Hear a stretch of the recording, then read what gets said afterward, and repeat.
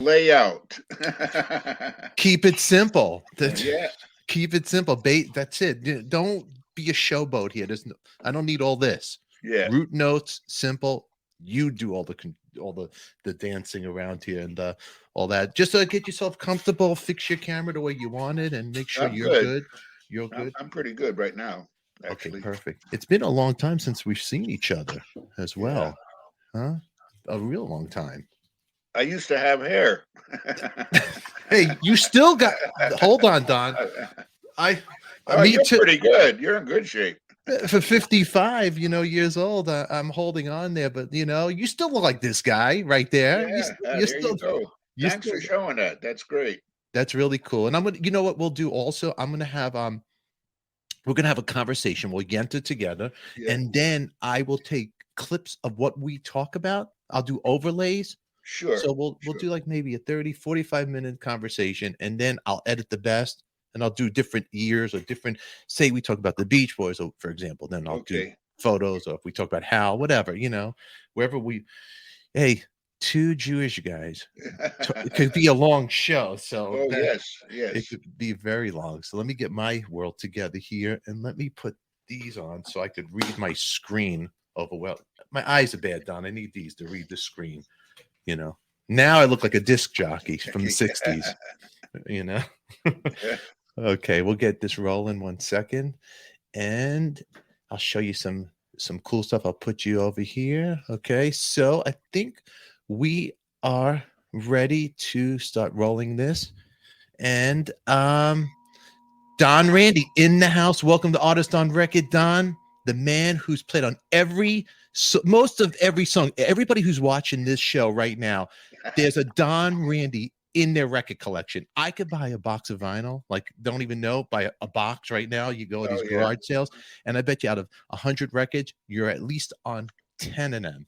And Oh, Don, it's amazing how lucky I was to go to be there through that whole time.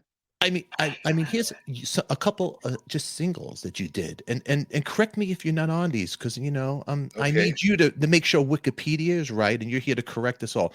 God Only Knows by the Beach Boys, Absolutely. Good Vibrations, Beach Boys, Absolutely. Help Me Rhonda, Absolutely. one of my favorite Beach Boys from the movie Shampoo. Wouldn't it be nice? Yep. Come on, the Crystals. He's a rebel. That's right. The do run. The Do Run Run.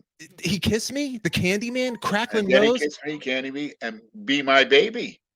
Oh my The God. Ronettes. I You mean, know. and that's just a few. I mean, that's and these are legendary songs. Yes, It, yes. you You know, lost that love and feeling. Is probably one of the greatest ones I did. It's interesting because of the varies the. Let's see, how should I say this? The difference in genres that I had to go in and be ready for was very. It made you be on your toes. It made you listen. It made you listen to what music was going on. And I've always said that to the students when I'll go talk to them now. Don't listen to one radio station. If you're going to be a studio musician and that's how you're going to earn your living, you are a clone. And if they ask you to play like somebody, don't get insulted. That's your job. If they want a certain color that they want, that's your job. And that's what you're getting paid for. That's why you get the big bucks. that's why you get the big bucks. But these are all like rock and roll songs. But there's more to Don Randi. Jazz. Oh, yeah. There's Oh, more. yeah. There's more to you, and not only the jazz, you also have the legendary baked potato, and you have a book out here as well. You've Yes, heard these yes. hands, and I'm going to put all links for everybody in the description down below. So if you want to find Don Randi, where he's playing, and more stories that we can't do it all here, you're going to click on that, follow Don, and tell him that ADIKA sent you. And everybody, if it's your first time here watching, subscribe, hit that bell to be reminded, and for these great rock and roll stories that we're about to hear with Don right now. So Don, it's actually just an honor. Don and I go back a long time, and from your club, the Baked Potato, where I would play, and it's funny. I knew Don, I knew all the stuff he's done, but going down the rabbit hole, and after the documentary of the Wrecking Crew, I didn't realize the rock star that you are. You're like you're the man behind the Well, rock star. let me tell you something. We were so lucky to do 21 records in a row that sold 1 million, and they were all for Phil Spector. Now you take 1962 and 1963, and you're a young producer or you're somebody has a new artist. Who are you going to hire? Let's get the hit makers, So that it was like a catalyst to keep building upon building, and I wish I could say I was the only piano player. When I first started, the first session I did, Al DeLore, who later became Glen Campbell's producer, a guy by the name of Mike Rubini, a friend of Phil Spector's by the name of Mike Spencer, and Plas Johnson's brother, Ray Johnson, would be around. And then the next dates, a guy by the name of Larry Knechtel came into, and then Leon Russell. I was working a nightclub gig on Sunset Strip, and Leon had just come to town, and he would sub for me on my jazz gig at Sherry's on the Sunset Strip. And people didn't know and when I heard Leon play, I said, "Oh my God, he's got to be wonderful in the studio." I knew it was like, here goes my job. So Don, wait. So when you met Leon, you just saw him jamming on Hollywood? Is that the Well, story? I met him on I don't even remember how I met him. It was he came to watch a session, is what he did. He wasn't even hired for it. He was just there, and I met him, and he said to me, "If you need a substitute piano player, and I called him immediately. I worked at a club called Sherry's from 1957 to 1970. And in 1963 to 67, I had more piano players than playing that club than me, and I was the guy that was supposed to be there. But it was a wonderful job. That job, I always enjoyed playing live. No matter how many sessions I did, I had to try and get there at least for half a night or for the whole night. Yeah. I enjoyed the interaction between the audience and myself, and it was fun. It was the first movie star I ever saw was at Sherry's. I look up and there's Jeff Chandler, who I just seen playing Cochise. and you'd see him out of costume, of course. Go, oh, that's what you really look like. And you talk about a head turner, and his wife. They were so delightful, and they would come into Sherry's. And then, of course, I found out he was a member of the tribe, which didn't hurt him at all, with me. So what could I tell you? It was onward. And all of the young Rat Pack guys would come into Sherry's, Peter Falk was, you look up and there would be Peter, or there would be this guy or that guy, because it was what I think it was?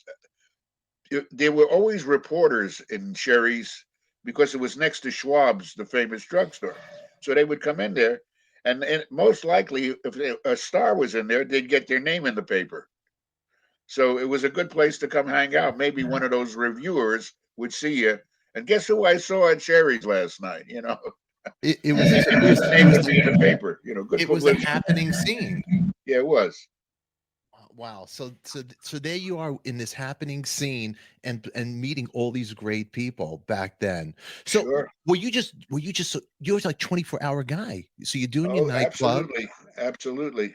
I was at one point, 1 week I did 26 different sessions. And I arranged 4 of those sessions that week. And this was like the end of 1963. I was so busy that I was never home. And I remember at one point my wife and I having an argument, and she said, "Well, where the hell were you?" I wasn't home. It was over one of our kids, And I said, "You're right. I had to shut up." But it was either that people that we didn't know we were making hit records, Stephen. We had no idea. That was our living. I'm supporting my family. This is how it goes. And I didn't mind playing like Floyd Kramer or like Ray Charles. They didn't know how to verbalize, most of the producers, but they knew the name of something or the direction they wanted to go in. And most of the time, the producers were the last ones to know anything. And fortunately, they got better. Yeah. as they learned how to do it. But when they first started, a lot of those guys, they didn't know what the hell they were doing. They didn't know the difference between an alto saxophone and a tenor saxophone, let alone saxophone.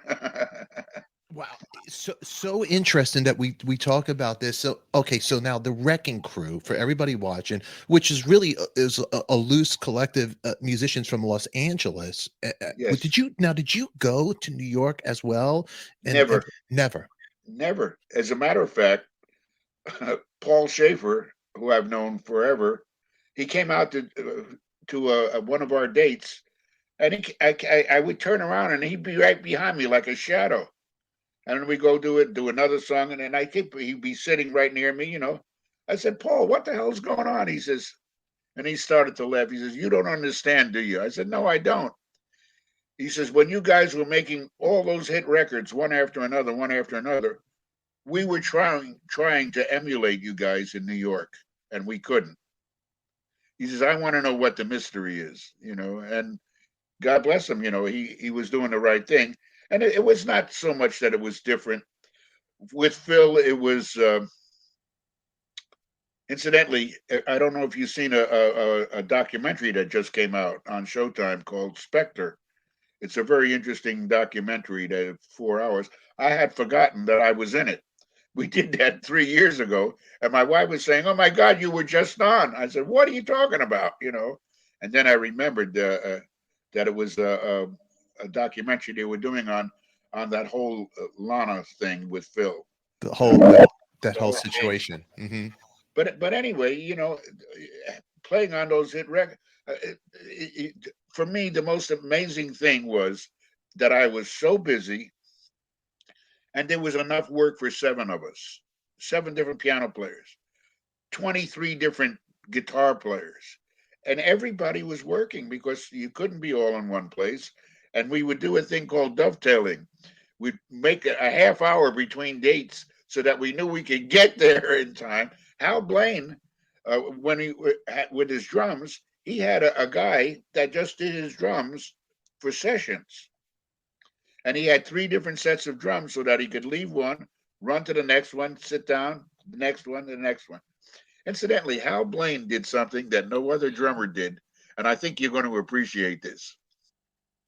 He'd sit down, and the first thing, if the singer was there, or if we saw what key it was, if you heard what key it was, he out came the key, and he would tune the drums to be sympathetic to the key that the song was in. Wow. No one did that. No. Hal always did that. Interesting. He'd sit there, hit the drums, and you'd see him tuning and doing. He also had a great sense of humor. He was one of my favorite people of all time. A very, very funny guy. Well, very well. His personality, his sense of humor. You Yep. know, he could have been a comic, a stand-up comic. Oh yeah, he would have loved that because that's what he did. You know, when we he had his, I guess it was his, before he passed away, that last birthday. I think it was his 90th birthday, and it was at the Baked Potato, and every drummer showed up. That was a hard night for me because I said, if I had start having everybody sitting in, it's over. So it was judiciously taken care of. But you know what was so nice is the respect he got from all these guys. Everybody from Danny Carey from Tool to Keltner was there, and Keltner came in with Charlie Watts, Sir Charles, Wow. and what a gentleman, what a sweetheart, you know, and to pay the respect to Hal Blaine, you know.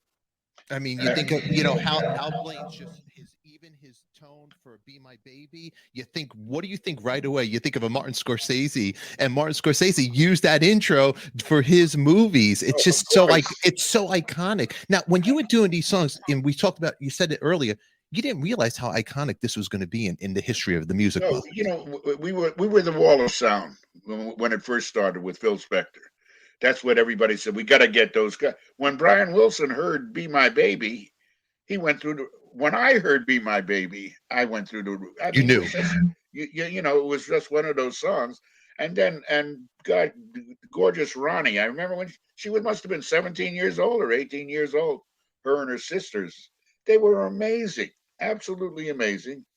And we did that at Gold Star. Gold Star was part of the magic for Phil. Although we did sessions in other places, I think everybody, even Brian Wilson. Incidentally, I have to tell you a wonderful story. We were on tour about 3 months ago with my son and my daughter. We were doing 45 minutes of straight ahead jazz and then 45 minutes of the Wrecking Crew. And we picked up Christy Oldham from the Saturday Night Live show. She's a great singer. And we did all the medleys of all the Phil Spector stuff. And it just blew everybody away. We did it at the bitter end in New York. And everybody from New York was there. I mean, and they went nuts over it. And then I started to think, what did they expect? But we're not going to fail, you know. Anyway, it was very interesting. And we had some merchandise. And in one of the concerts in Connecticut, a guy came over with Brian Wilson's CD, Brian Plays and Sings. It's just him singing and playing the piano. I didn't know the album was out. He said, oh, yeah, it's been out. He said, would you mind signing this CD? I said, not at all. He says, but I want you to sign it in here. And he opens up the cover, and there's a little line there. And my daughter, Leah, says to me, Dad, look what it says. And you know what it said? This album is dedicated to Don Randi. And I just sat there, and I mean, I get chills even just saying it. In my fondest dreams, I would have never thought that would have ever happened. But what a nice, wonderful, wonderful thing to do. It makes a lot of stuff that you went through, all the pain, worthwhile. It does. To be recognized, just in whatever it was. But he felt he had to do that. And there it is. And of course, I signed him next to him. And I couldn't believe it. How wonderful that was. It really is wonderful. Let me ask you, Don, working with Brian, working side by side, what was it like in the studio with Brian Wilson? Well, I have so many stories of working with them, but they always compare Phil Spector and Brian. What was the difference between those two guys? The main difference was Brian was a more of an individual guy, where he was hearing all the vocal parts. When we were playing, we knew we had to stay with it for Brian's sake, because he was hearing all that stuff going on in his brain. We didn't know where the vocalese was going, but he knew where the vocalese was going.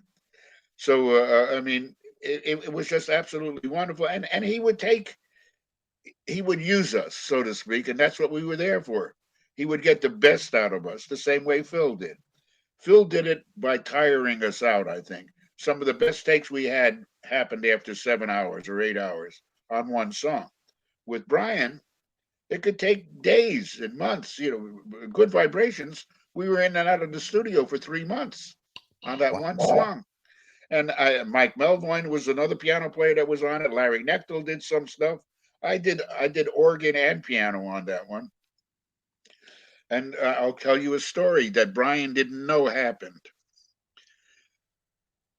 There's a section of Good Vibrations where there's a real low organ note. I'm playing it with my foot on the bass notes of the organ of the Hammond B3. And I'm playing it over, and we had already been there now at least 8.5, 9 hours. And Brian says through the talkback, he can't see me because there's baffles in front of me like this. So he can't see me, but he's talking to me through the talkback. He says, Don, I just need you to hold that one note. And I got my foot on the bass pedal. He says, just do it. And the rest of you guys go out in the hall. So Hal Blaine and the guys, they're all out in the hall. And we're doing it. And now I'm falling asleep. I'm literally, and he keeps saying, no, keep doing it. I must have been in there for at least 15 minutes. He was working out vocal parts, with that being the bottom part. So I look over next to the Hammond B3, there's a pillow. And I said, I take the pillow that we used to use to sit on, because those benches for the Hammond B3 was so hard. I took the pillow and I laid down and put my head on the pillow on that key. And Brian didn't know it. He says, okay, here we go again, Don. I said, okay, I'm holding it. Now he can't see me. My head is on the pillow, on the note, and I fell asleep. I went out for at least 10 minutes. I fast asleep, and all of a sudden I hear, Don, that was great. Thank you very much. And Hal Blaine had looked in the door, and it was at the Studio 3 and it's a East West now. It used to be called United Western. And he said, did you have a nice nap? So that actually happened. Brian didn't know that story till about 3 years ago. And somebody told him that. And he calls me. He says, did that really happen? I said, you're goddamn right it did. He says, well, nobody told me. I said, why should they? That's a great story. It's just one of those, things that happen. That's a great story. Now, when you hear Good Vibrations, everybody's going to be listening. But a sleepy note. Yeah. That is great. What about Dennis Wilson? I mean, I know Hal Blaine played a lot of the tracks in the studio, but Dennis, would that be a problem with Dennis in the studio? Like, I want to play, or no, when Brian realized that he needed us, that was that. Because we could get it quicker than if the band did it. They were all good players in the band. It wasn't like they were terrible. They were a lot better than most bands. And he just felt more at ease with us. He could get more out of us than if he had to explain it to them what he wanted. And it went it didn't go any faster because he still took a lot of time, but that was great for us. Incidentally, Brian Wilson and Phil Spector in the early days, from the very get-go, demanded union contracts. So we all got paid union scale or a lot more, but we also got health and welfare and pension on that. And it set a precedent for all the bigger companies were getting away with murder. And he forced they were independents. They could do whatever they wanted. So that forced a lot of the major studios to start stepping up, and doing it the right way. And like later on in years, when you get residual checks, when you become an old guy like we call it mailbox money. It's wonderful. I don't care if it's for 50 cents. Yeah. It's something that you would not have gotten, Absolutely. Well, and plus now you're locked in a room with these two, working with a Phil Spector or a Brian Wilson. You got these minds. It's not structured as a normal person because it's so in their zone. So then from there, you see the difference. Let's see, how can I explain this? Those guys didn't have anybody over them saying, keep it going. The guys that work for Capitol Records, Warner Brothers, Liberty, all the bigger companies, they had a budget. Those producers had to bring it in 3 hours.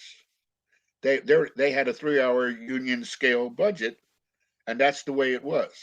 So if you could get 3 or 4 tunes, and we did, in 3 hours time, that was wonderful. And whereas with Brian and Phil, they didn't care about the time because they had their own companies, they had their own way, and that's the way they did it. Capitol Records had to put up with Brian. When Pet Sounds came out, they didn't know what to do with it. Dummies. Really? Oh yeah, they shelved it. No. And they released the hits of the Beach Boys. Oh, I didn't know that. And Pet Sound there, and it was one of the greatest albums of all time. It was so far ahead of everybody that it scared the shit out of them. What do we do now? What is this? What is this called? It was called great music, is what it was called. It was genius. It was really absolutely. That album, Pet Sounds, also, and I forget the order. It's almost like the Beatles, because Rubber Soul and Brian wanted to do a Rubber Soul, which transformed Pet Sounds, made the Beatles do their Sgt. Pepper. That's right. That's exactly right. Exactly right. And what was so neat about the album, the songs in it were, well, God only knows. Can you imagine who starts a lyric like, I may not always have loved you? That's a love song. It's brilliant. It's just so wonderful to see how everything progressed.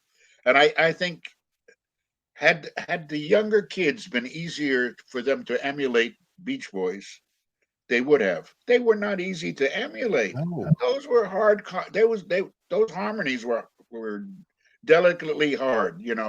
They took a lot of time to do. You could hear the Letterman. You could hear the influences from these Oh, other sure, absolutely. with those which a lot of people probably But nowadays don't even know these who I'm talking about. But the layers and even the bass tones and the layers from the keyboards and everything, each instrument had a certain tone that 1966, I think, if I'm wrong, that was yeah, recorded, these yeah. songs. 1966. Here we are in 2022, and that music still holds up. Never got old. And you know what you have to realize too. You're so right on, Stephen. You have no idea. There was only 4 tracks. 4 tracks. Simple. It was the 15. What was it? 15 IPS. I think there were those Harman Kardon machines. Yeah. Because they hadn't developed yet. 8-track wasn't even there yet. I did a seminar at Music Institute at MI. And one of the kids asked me, how was it in the very beginning? So I said, in the very beginning, it was mono. And some kid went, like that. And we all turned and looked at the kid. I said, what's the matter? He said, my dad had that. And I'm looking at him. And I said, then I realized he didn't know what the hell I was talking about. He was talking about a disease, mononucleosis. Kissing disease back in the day. So I had to explain mono was 1 track. Well, how did they get all that music on 1 track? I said, oh my goodness. Which we did, You know what's so good about mono? Because the speakers, when you listen to those recordings, you could hear the left speaker, the right speaker, especially if you want to learn how to play your instrument. It was great. Or if you wanted to make believe you were a singer, I could hear just the band playing here. So let's move that speaker and I'll sing along. I mean, now you have the internet, which everything's exposed. Sure. Every note is showed to you how to do. It's like a connect the dot or paint by numbers. Yes, exactly. But as a guy like you, who's so creative and having these geniuses taking the best out of these jazz musicians, because that's what you guys were not. You guys come from this other world where jazz. Phil Spector especially, he loved Barney Kessel, who was a great. He loved Howard Roberts. He loved Tommy Tedesco to death. Tommy was the key for all of it, and Billy Pittman, all these different guys. They were all from a jazz background, and most people don't realize that Leon Russell came from a jazz. He could play bebop as well as anybody. Wow! Wow! He was a monster. He was really. So did Larry Necko, another one. Al DeLory was more of a pop guy. Yeah, but he understood pop music, that's for sure. But there were all those sessions that a perfect example with Linda Ronstadt and the Stone Ponies. Nick Vinay is the producer, and he says, Don, wait till you hear this kid. I found them up in Topanga Canyon. They're a little band. They're great. And the little girl singer, he said, she's terrific. Well, they came to the sessions, and her 2 guitar players that were with her were incredible. They didn't need a studio guys to come in for them, not at all, because you remember the folk style picking where they would put those metal picks on. They had it down and they sounded wonderful, and their intonation was great. But sound of a different drum. The Mike Nesmith tune is I walk in and there's this giant harpsichord, beautiful harpsichord. And I walk right past it and go over to the electric keyboard that I knew that. And then I said, who's playing that? He says, you are. He says, yeah, we have 1 song. And then I panicked. I said, I hope they haven't written out one of those Bach type things, that I have to. Well, as it turns out, it's a chord chart. And where the solo comes, the harpsichord solo in there, it says, rock and roll Bach style. That's it. So that whole part is made up. It was improvised.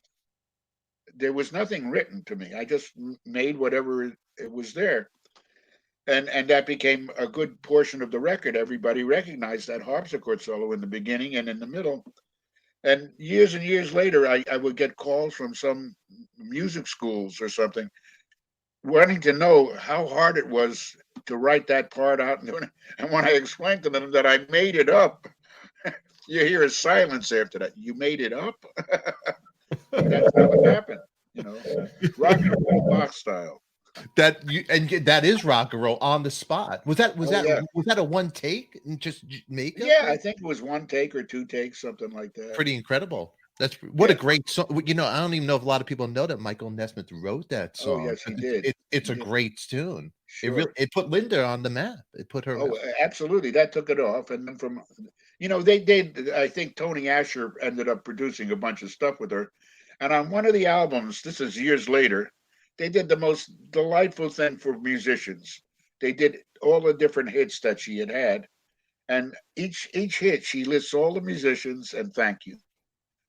Every song it lists on the back cover. That's all. And I said, wow, that's a class act. How wonderful that is. Hey Don, let me ask you. All the songs. There's a whole list. We need like 20 shows with you. I'll be calling you every Friday. Don, are you available to talk about this now? Because these tracks are just so cool to talk about the stories that you're giving me.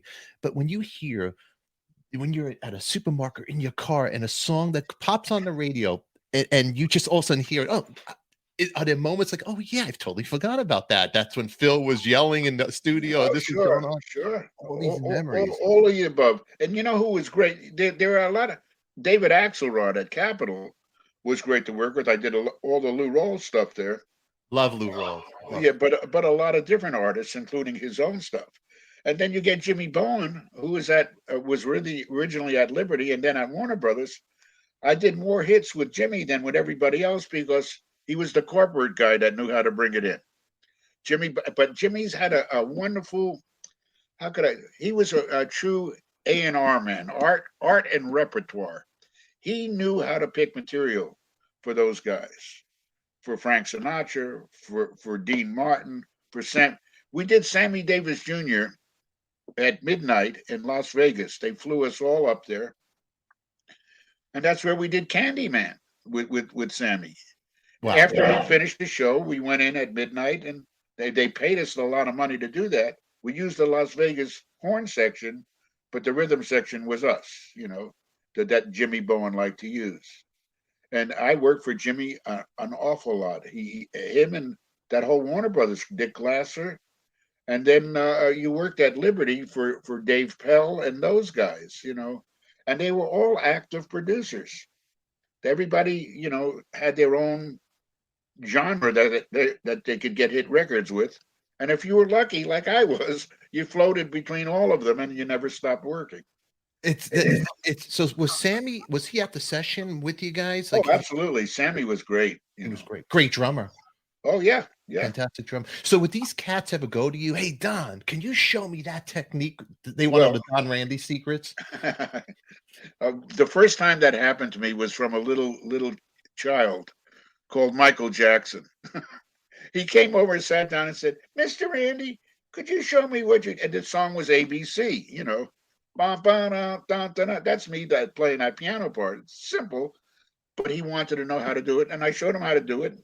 And then I said, oh my God, he did it. And like in a heartbeat. he got it. He got it instantly. And you knew Michael was going to be the guy. I think he was maybe 8 years old or 9 years old. Crazy. Incidentally, it was at a studio that was a little out of the way. It was called Amigo. I don't know if you ever heard of that. It was on right off Lancashire Boulevard in North Hollywood on a street, Compton, and Lee Hazelwood would record there. A whole bunch of different people would record there. I did Townes Van Zandt. Do you remember him at all? Yeah. What a great artist he was. I did 2 albums that I arranged for Townes, and I had a great time. Unfortunately, he drank a lot, and it didn't interfere with the music. I mean, on occasion it got a little better, as a matter of fact. But here's a guy who gave his whole life to music, and nobody didn't get recognized till he dropped dead. After he was dead, everybody said, "Hey, did you hear this?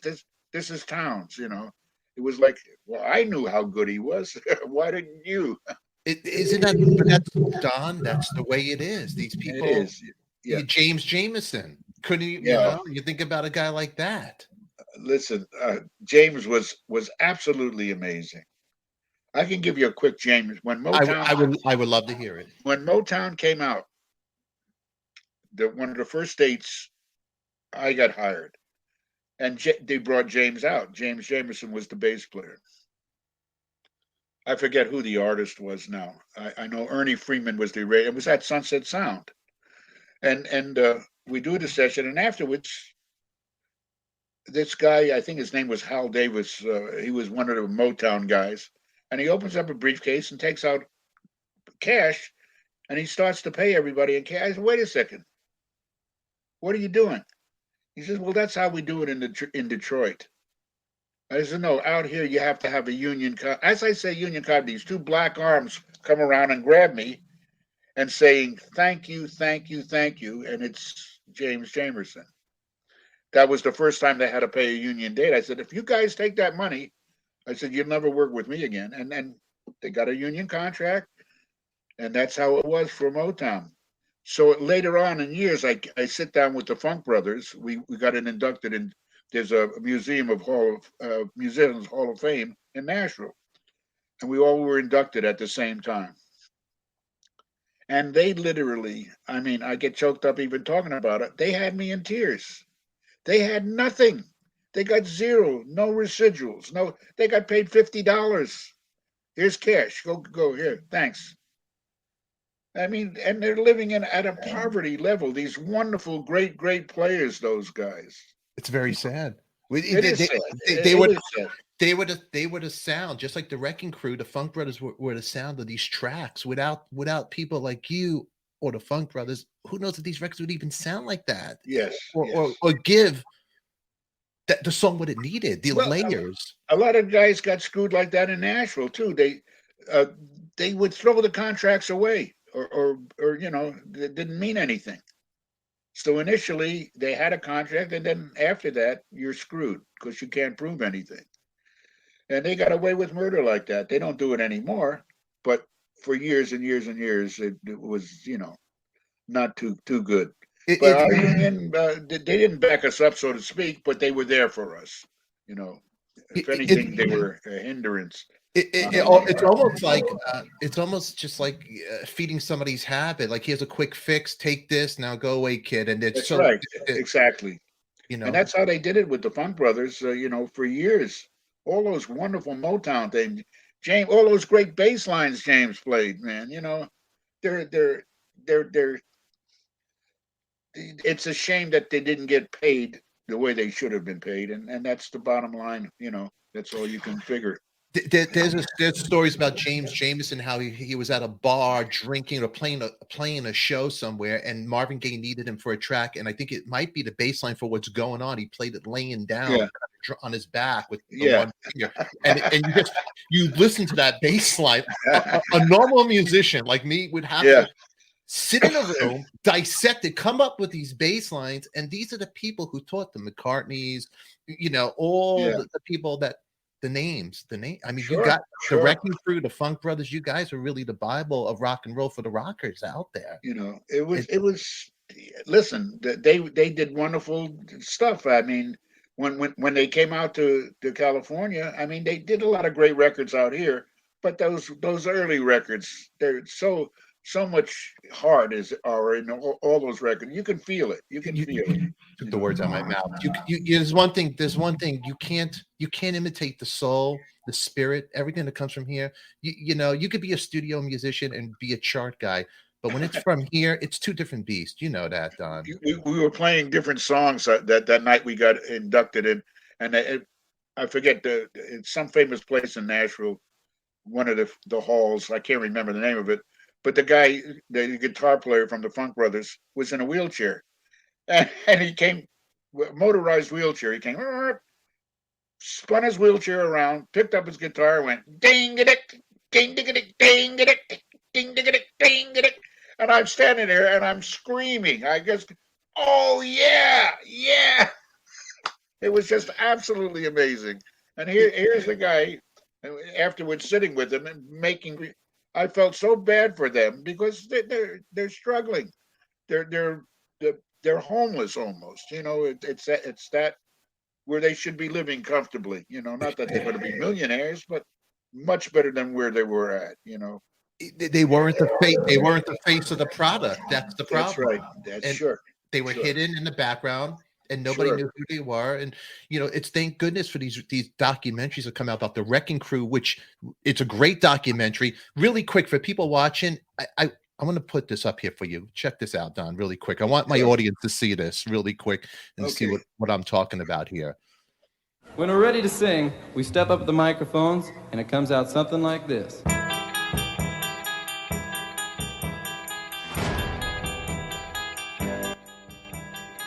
We came in the studios with Levi's and T-shirts, smoking cigarettes. The older guys were saying they're going to wreck the music business. In the hardcore producing area, everybody knew what went on there. I mean, everybody knew that the best musicians played in all the sessions, but we as the general public didn't know.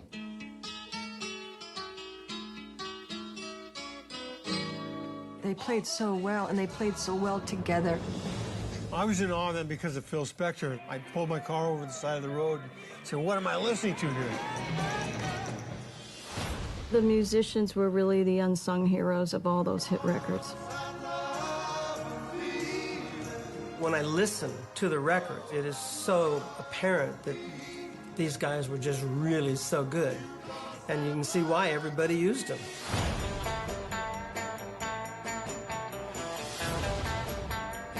The Wrecking Crew was the focal point of the music. They were the ones with all the spirit and all the know-how.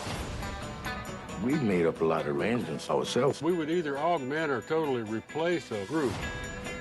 The public was oblivious that there was this secret star maker machinery. I had no idea that people didn't play their own records until the Monkees came along. We were so busy. I was making more money than the President of the United States. 7 records of the year. It was unbelievable. Here's the way that the beat goes on sounded when we first heard it. La-di-da-da-da. Yeah, I said, uh-oh. The third line I came up with was...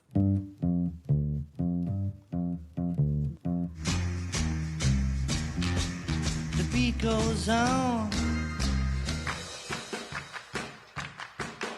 They were the stone cold rock and roll professionals, and there may never be a group of that caliber again.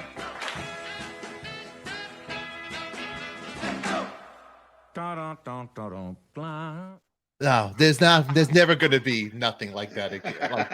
I'm sorry. I mean, that is history, and it's true. You guys definitely, I can't say it better than Brian and the people that have been there, but you guys really are as a kid growing up, you think that these are the musicians playing, but it's like Oz, the man behind the mask. What is it called? That's it. Yeah, exactly. And for me, I enjoyed all the different genres. A lot of the guys didn't. They just played their part. But I got to work with a group called Love. Arthur Lee. And then I got to do tracks with the Tubes. Which were really far out. I mean, yeah. And when you think about it in retrospect, it all was music, though. It all had to do with music. I got an assignment from a company called Seaberg.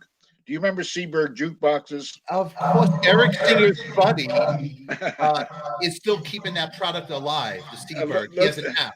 You know what I had to do? They paid me $15 an arrangement, but we would do like an album a day of all the hits of a certain artist because they didn't want to pay the artist royalties. They would pay the publishing and songwriting, but they couldn't afford to pay the artist royalties. So we would go in and do sound-alikes. So I would get the same Darlene Love and the Blossoms for those. We did a thing on Herb Alpert and the Baja Marimba Band. I used Julius Wechter, and we wrote and made another for Seaberg. So we would do all these tracks, and we would go to Sunset Sound and just grind them out all day long. And I used Earl Palmer a lot on those drum things because he was, the difference between Hal and Earl was just hardly any difference because they both can give you what each one could do.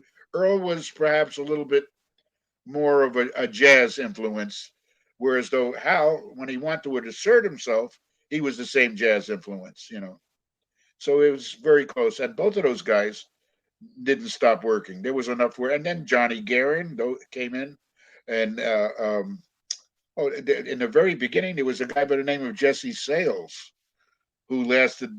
Once the young guys came in, he was an older man, but he was the rock and roll drummer in California that they would use. Pretty scary at the very beginning. I want to talk about You Lost That Love and Feeling really quick, because I had Vinnie Poncia on the show, and he was friends with Phil Spector, the producer. Do you know Vinnie Poncia by chance? The producer? I know the name. The name. Well, Vinnie was really close with Phil Spector. He's from the Brill Building world. He was in the band. Oh, yes. The Trade Winds, and Vinnie also went on to produce. He's also in that special on Spector right now. That's where I just saw the name. Vinny, great guy, good friend of mine's been on the show, and he also produced Kiss Dynasty, co-wrote I Was Made for Love. Yeah, great songs. And Leo Saya, You Make Me Feel Like Dancing. When he first heard You've Lost That Love and Feeling, Phil Spector calls him on the telephone, and this is straight from him. And Vinny, if you're watching, I'm sending you this clip, and I want to hear your comments. He goes, I felt so stupid. Phil's playing me this song, and I hear, you never close, and I'm like, Phil, is it warped? Is there something wrong with this? And he goes, no, Vinny, that's the right speed. That's his voice. And he felt so stupid. He goes, oh, okay. But that's Bill Medley. Tell me about that session, if you can. Well, that drummer on that track was Earl Palmer, incidentally, in case you didn't know that. And I think that was one of the few times he didn't use Jack. I don't think Jack Nitzsche was the arranger. I think Gene Page might have been the arranger. I'm not sure. But that was something else. I had known Bill and Bobby just before that.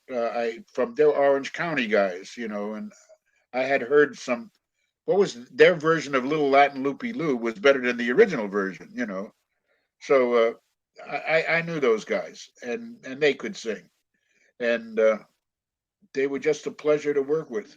Now, an interesting thing that no one knows. There was a B-side to the single. Did you know that? No, I didn't know that. Till You've Lost That Love and Feeling. Written by, supposedly, Bobby Hatfield, Bill Medley, and Don Randi. It was called There Is a Woman Who Plays Piano in This Bar. The worst song. And it was a worse song because Phil did not want anything to interfere with You've Lost That Love and Feeling. So it wasn't a B-side, it was an F-side, And we every time it started sounding good, we had, Doc Siegel, the other engineer at Gold Star, and he was mixing because this was a chance for him. And we kept telling him, what are you trying to do? You're going to destroy these guys' careers before it starts. And we drove him nuts. That came out. It was a terrible song. It came out as the B-side. And I remember we were in the car, who was it? Jack Nitzsche, Phil, was it Jack? I'm not sure. I know it was Sonny Bono, myself, and Phil driving to go have lunch someplace.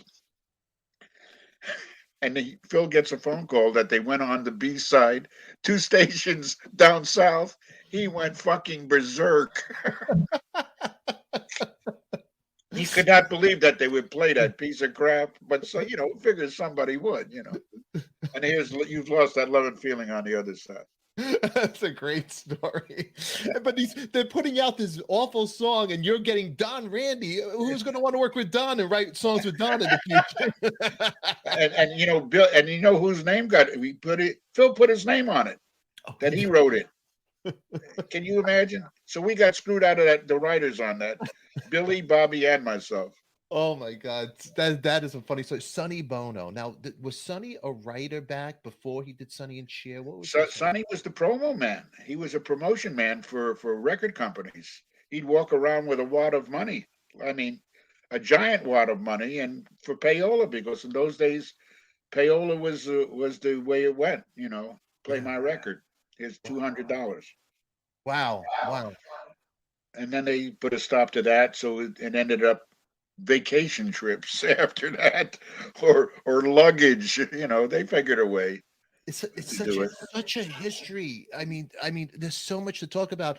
There's a couple of stories I want to go, because there's so much time. I'm gonna have to bring you back in. I don't want to take up all your day, but there was a story I remember that you were talking to me about, that you had this photograph, and in the photograph, I think you were playing, and then in the mirror, and correct me if I'm wrong, there's Dennis Wilson, Terry Melcher, and I think it might have been Manson and No. Let me tell you the story. You're close. Okay, tell me. It's we're doing a session for a group called Bruce and Terry.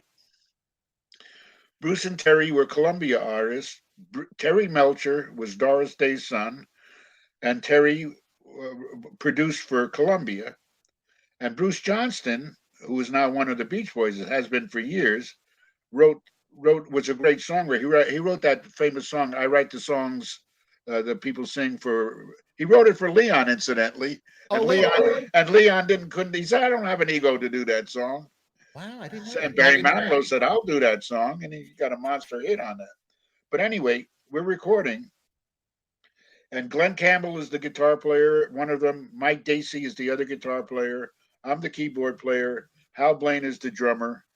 I think Ray Pullman might have been the bass player on this. I'm not sure, or Joe Osborne, either one of them. But there's a shot of us standing there. You see me, you see Glenn, Hal. We're in the studio, and it goes into the booth. And there's Bruce Johnston on one side and Terry Melcher on the other side. And in between, it looks like Jesus Christ. Only it's Charles Manson. And I had the picture. Somebody got it. Somebody take it. I don't know where it is now. But let me tell you, we didn't know, how frightening that was. But it was scary when we find out after the fact, very scary time. That was a very scary time. And when that all went down, as being a musician, part of that camp too, how scary was it for you? I think it's well, Mike Dacey was going out to the ranch, to get to score, get some pot, whatever. And it was not they marched past in 1969, 1970, we had applied for a liquor license. So I had to go downtown. You have to go to the police department and get your license approved by them. And they'd be marching Free Charlie. Whenever I'd go down there, I had to go down there 3 or 4 times in 1 month. And they'd be out there every day, Free Charlie, Free Charlie. It was scary. And then I'm home, and somebody said, "Don't you remember?" We came home late. My wife said to me, and these kids were walking up the street they had potato sacks. And I said, "Yeah, I do." They were going up to I think, Sebastian's house, or one of the guys that lived right near where we lived off Nichols Canyon and Woodrow Wilson, dragging up, peyote, Wow. Crazy. It was crazy. It was crazy time. What about Terry Melcher? How scared was he back then after the song? Well, who knows how? I just know that what's his name? The barber, oh God, that was in the movie also. Oh, I can't remember his name, but one of the guys would come into that club Sherry's all the time with the most beautiful 1 or 2 chicks all the time. Jay Sebring. There you go. Thanks. Yeah. And Jay was a delightful, good guy. You know what made him famous? He took a lady's hair blower, the hair dryer, and he used it on a men's hair. That's what he was the first guy to do that. Wow, Jesus, what an innovation! so he created the fluff. He was the one and they'd fly him all over it. And he was so cool, and he loved chicks, man. He'd come on a bit, little loose, man. He nailed. Always had 1 or 2 gorgeous chicks that he would come into the club with. Did you ever get your hair done by Jay? No, I never did. You never did. But it's crazy about this, and you could correct me if I'm wrong. We talked about the movie Shampoo, which is some of it kind of his story there. Oh yeah, absolutely. Wouldn't it be nice theme, the Beach Boys in Yep. Which is like, it's pretty crazy. Hey, all those great Beach Boy tunes. I just wasn't made for these times is a classic song. When you listen to that lyric, man, Brian nailed it in that.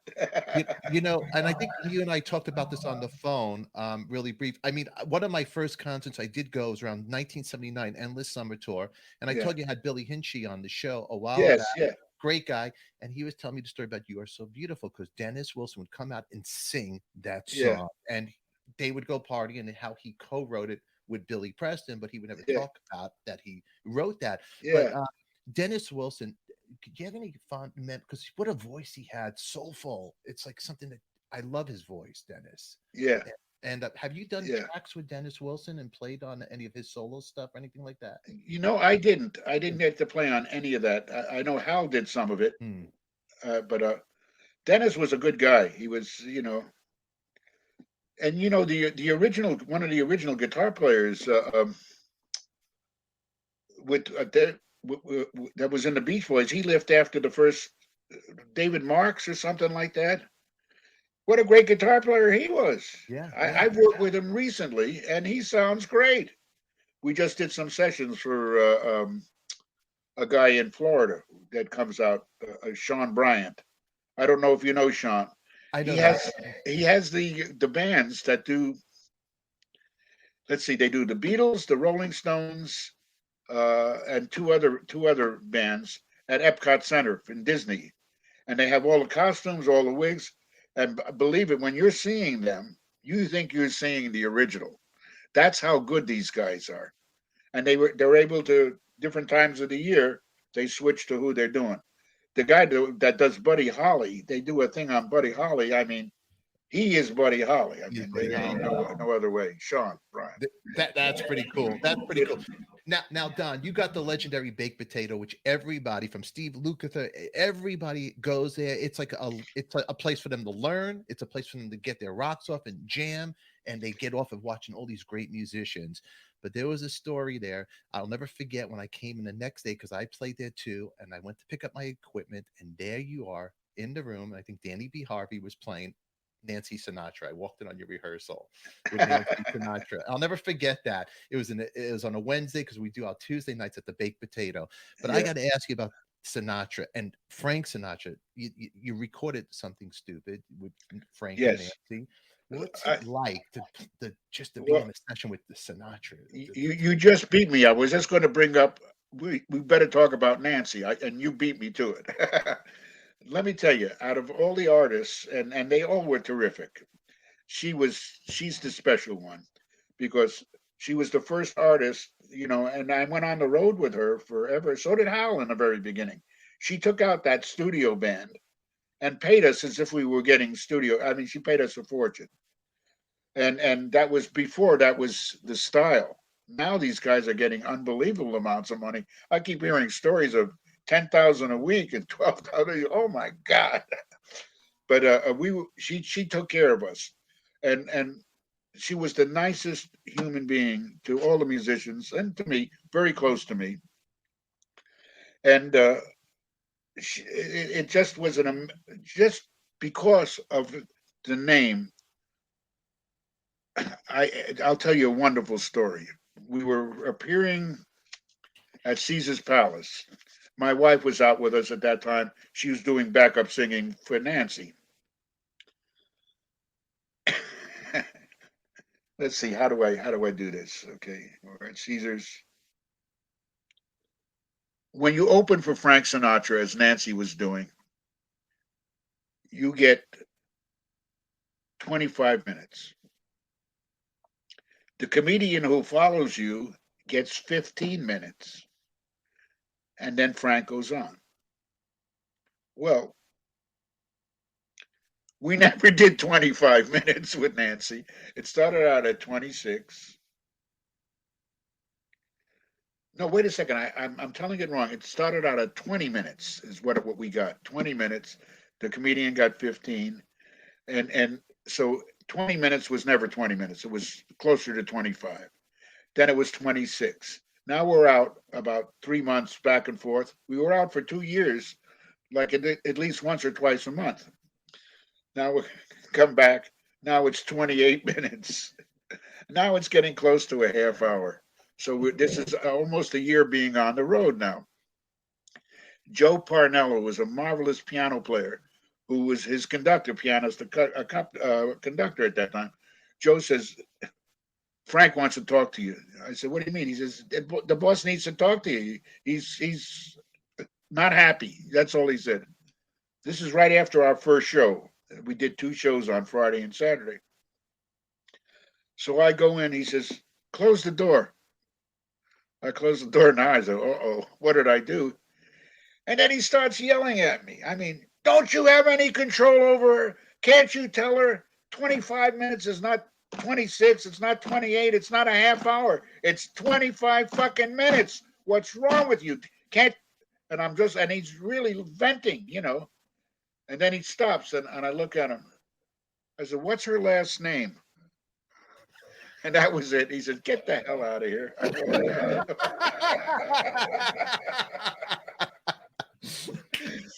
That's it. Did he want to laugh when you said? He just looked at me and said, and we were friends. He always took great care of us. He was a great because guy. of Nancy. Yeah. And Nancy, we were all over Europe with her. The phone would ring. Is everything okay? Do you need anything? Nobody does that. Oh, she had And class. She had class.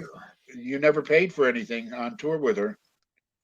You just, everything was taken care of. Even when you went out on your own, she'd find out and give you the money for it. Well, I'm looking right here because we got some of the chat going on here, and I have a Debbie Muller goes, "These boots are made for walking," which has attracted your on as well. Oh yes, yeah. Yeah. And that great bass line that Chuck Berghofer played, he'll be doing some big Mancini date or some giant date, and at some point during the date, he has to play that line for them. All the great jazz stuff he's played on, all the great pop stuff, he's got to go down that and play that. Ding, ding, ding, ding, ding, ding. But it's the thing that we said earlier. We did some show and we were walking off, and I think Pat Boone years ago was the host, and he says, "Damn, why can't everybody have a signature song like that?" And it's true. It's true. It's a signature song. What about Nancy's? How about the food? Was it after the shows? Would it be a nice Italian meal waiting for you guys ever? The end of the tour, the parties? She worries about everybody. And really? It comes from her mother. Her mother was like that, Mama Nancy, who I adored. And she's still very, very close to me. I speak to her at least once or twice a week.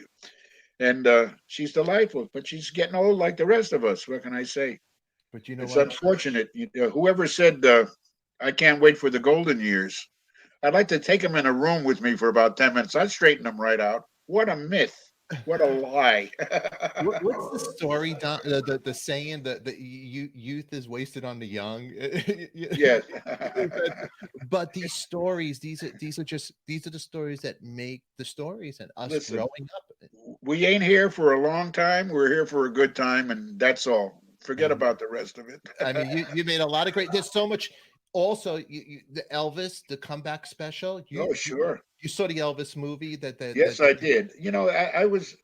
Thank God they had Elvis at the end of that movie, because I was bawling like a child. I mean, that end scene with Elvis playing. If you notice something, Steve, if you look over at the very end, he kind of looks over at the band and says, with his eyes, "I made it. I made it through. I was able to do it." I mean, it was, you knew how effective it was. I mean, he was suffering. He was really suffering. Whether maybe can I ever stand up, let alone sing? What can I say? Goddamn drugs. Drugs. But you were there for those NBC, that comeback special, right? You were there. Yes, that whole scene, all that stuff going on. All that music. That was, and Billy Strange was supposed to have done that, but he got in an argument over something, and it ended up to be a great arranger. Billy Goldenberg ended up doing it, all that orchestral stuff and all that wonderful stuff. And that comeback special, there's a story I tell it in my book, of on Saturday, it was done by NBC. So you're getting time and a half, because we're a union thing, and I always got double scale at that point. So I'm making a good living. So Saturday, you don't want to go past midnight, whatever you do. So we had a session from 2 to 5, and then 7 till 10 till we finish. So we did the 2 to 5, and then we take our break, dinner break, and come back at 7. Now we're working, and we did it, and Elvis is there doing little pickup spots and stuff, running into a little booth, just the stuff that he had to do. he couldn't hear this one intro on Jailhouse Rock, and there was a full orchestra with him. You know, we're all there live. You know, he can't hear it. Now it gets 11 o'clock, and he can't hear it. We do a few more things. He says, "Don, I got to." The cue was maybe at the most 8 seconds long. It was just like ba da ba da ba da ba da boom, you know, and he's dancing and singing, but he wanted to get it right. They had the full orchestra on it because it was one of those comedy cues. He couldn't get his note, couldn't get anything. He keeps coming over to the piano, going back. And finally I said, let me come over there. And I put his earphones on. Now it's 20 minutes to 12, midnight. You did not want to go past midnight because you talk about La La Land. That's how much it's going to cost. Take the strings off. Take the horns off. We get it down to the basic rhythm section: piano, bass, guitar, drums. And I go back over to the piano. He comes over, and I hit the note again. He says, "I got it. I got it." He puts the phones on. He says, "I got it." Starts walking back. It's 10 minutes to 12. And one of the floor manager for NBC goes over to Elvis, takes it like this, looking at his watch, and he goes, Would you mind? Would you mind? You know. And I look up and Elvis turns around. He says, "Hey, Don, are you getting a little hungry?" I said, "Yeah." Guess what they did? They called a lunch break at 5 minutes to midnight. It took 2 hours. We came back at 2 o'clock. It cost them $80,000 if it cost them a dime. Wow. And he got it. He was ready to go. And this guy, showing his importance. Elvis didn't care. How can I tell you? It happened. Wow. Wow. Incredible that the energy of Elvis, huh? With what about that energy? Can you explain? He was just marvelous, you know. A little less conversation when we did that. You know, some of those songs he did in the movies were god awful. I mean, they really, Jesus. Yeah. And this one, they didn't have it. And Billy Strange and Mac Davis were the writers on this movie they were doing. And the producer said, we need another song. And okay, guys, take a 10-minute break. We took a 10-minute break. They came back. They didn't have anything. Take another 10-minute break. We came back like almost a half hour later.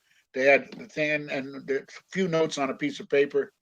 And I'm looking at it. And I said, well, why don't you change this chord? We'll put this, you know, and Mac is trying to figure out the lyric where it's going to go. And Billy's standing there. Hal says, why don't I start it with a drum thing and this, you know. We're making it up on the bandstand, making up the arrangement, the song. And that was a little less conversation. Wow. And it kind of got lost until about 2 years later, a group in England, I think, did a disco version of it, which they paid us all over again for that. And it became a monster hit. And then it became a hit for Elvis after that. That's right. And then other people did it. And the initial payment that we got on that was, what was it, $162.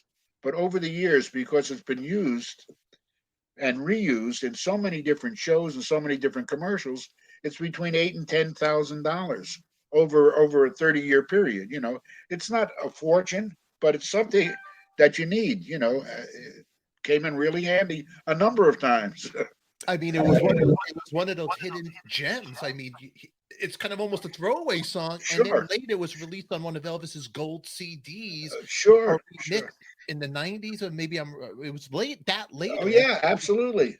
And you know, that happened with so many different songs like that. You know, and how do you know what's a hit song and what's not a hit song? You know, that's the charm of the business. And who's going to? In the very beginning, you know, record companies would fight each other. They would cover records. A record would come out and said, let's cover that record and see if we can get the number one. And they would fight each other, you know, until they realized that wasn't the way to go. They did that for, I'd say, for a few years in the 60s to almost the 70s. And you'd go in and sometimes you record the same song for 3 or 4 different labels because they all knew it was a great song. They all knew. You know, Don, I gotta tell you, I'm gonna ask you for a favor. First of all, you got to come back on the show again because there's so much for you and I to talk to. You got to promise me. Absolutely. Okay. And the other thing is, I'm going to ask my viewers a favor. I want you guys. I'm going to put links. You're going to check out Don's book. You've heard these hands. You heard some of the stories here, but there's more stories. And get the book. I mean, Don is a true gentleman for spending some time with us this afternoon. And also, you got a show that you're playing as well. You want? Yes, we're playing. We're sold out at the where is it? El Porto Theater on Lancashire Boulevard on Sunday afternoon. It's after a whole Wrecking Crew thing and some Motown songs. So and the singers are amazing. Everybody singing just does such a great job, and it's kind of a labor of love. And Denny can't be there this time. He usually is there when we do a Wrecking Crew show.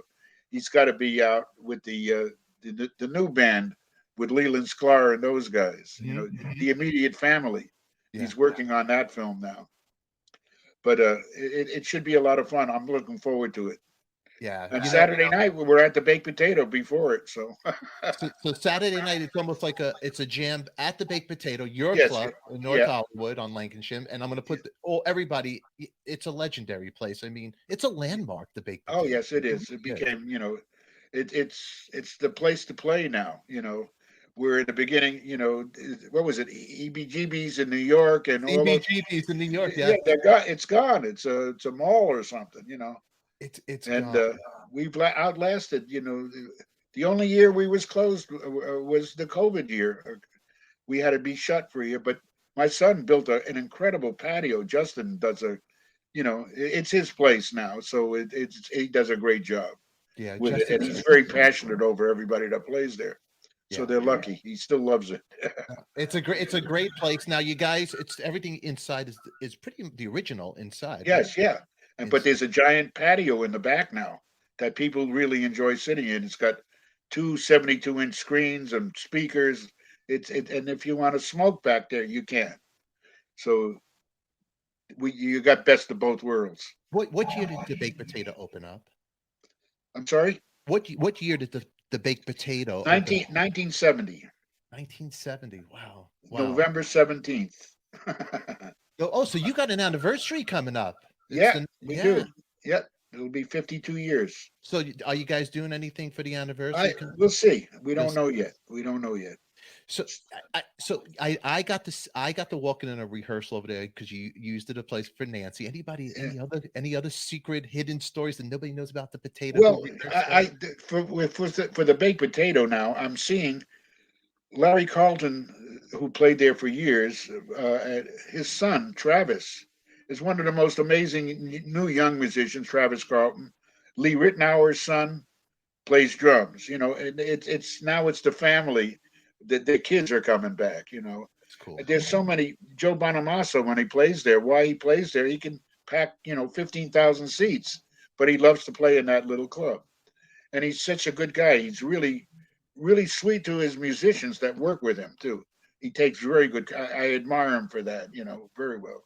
But there's also lots of it's a place for new bands to come in, There's a young kid, 14 years old, Josh, I can't remember his last name, playing blues. And he hasn't, how can he do that? I always wonder. He hasn't suffered enough, I don't get it, but the Potato is one of those legendary places. And it's a place that it still has, I guess it's the place where you could get the dirt and grit and feel connected to your audience. The stage is not so high. They're sitting there with you. So they're a part of the show. It's very intimate.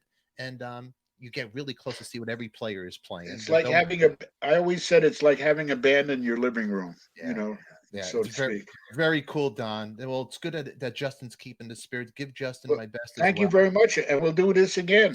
We will do this again. Everybody, this is my friend Don Randi. Links will be down below. Don, thank you for spending time with us. I'll let you out of here. I'll let you get out of here. But Don, always good to talk to you, man. And you know what?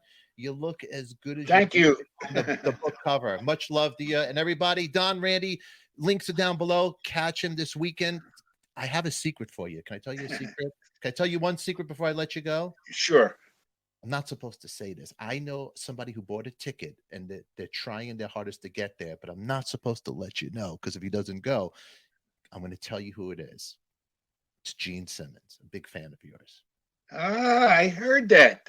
Oh, you heard it, or okay? I heard that from I think the guy who owns the theater. Gene Simmons wants to come.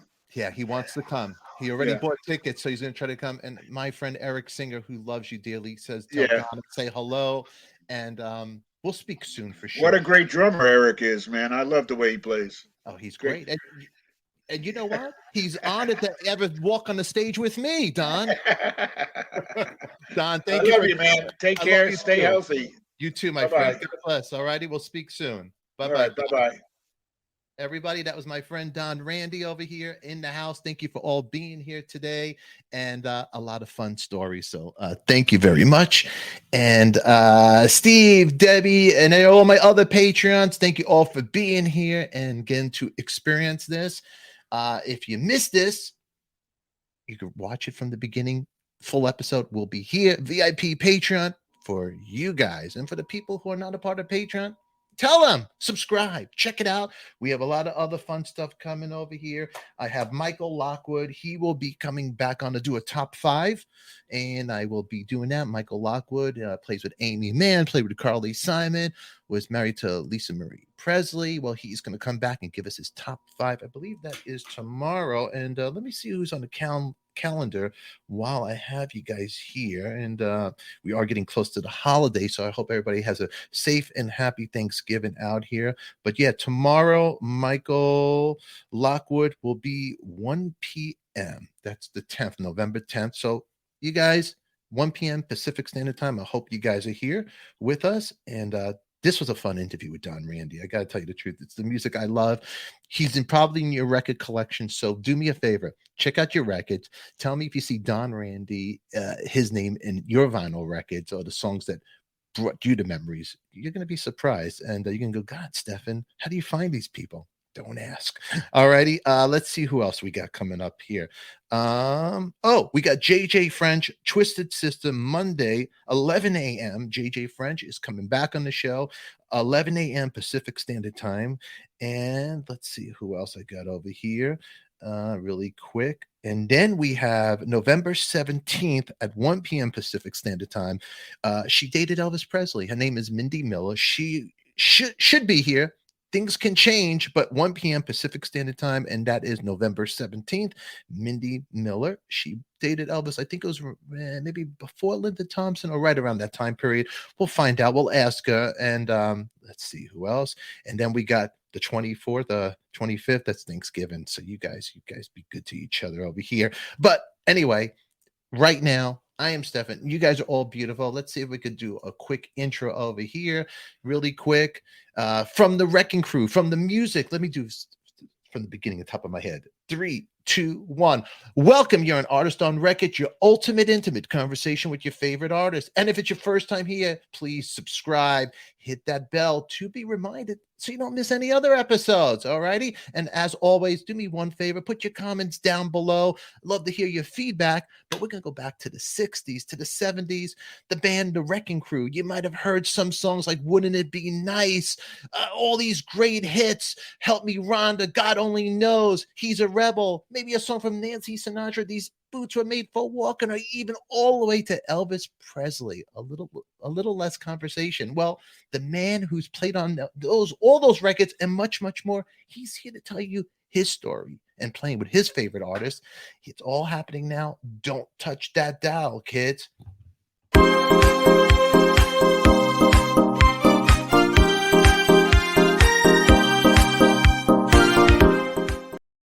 All righty. Welcome, Don Randi. He's in the house. He's going to be talking to us about the music that you love and much, much more. Now let's do an outro. 3, 2, 1. And before I get out of here and do my outro, thank you all for being here in Patreon. I love you. Thank you for being a part of Rock and Roll Stories with me. I'm glad that you're enjoying all this. And I want to say goodbye to everybody here. Debbie, love you. Steve, thank you guys over here. And for everybody else that's rewatching this, thanks for rewatching. Make sure you put your comments in Patreon. I want to hear what you love best about today's interview. Now we're going to say goodbye and do an outro for YouTube people. That was Don Randi. Wait, 3, 2, 1. That was Don Randi. And if you want to catch more of this episode, unedited, uncut, join our All Access VIP Backstage Pass in Patreon. Links down below. And you could check out Don's book and where he's playing. Links will be as well down there. Until then, everybody, it's only rock and roll, and we like it. Don't forget, subscribe, hit the bell to be reminded. Until then, we'll catch you all later. Now get out of here, crazy kids. Who loves you, baby? We do.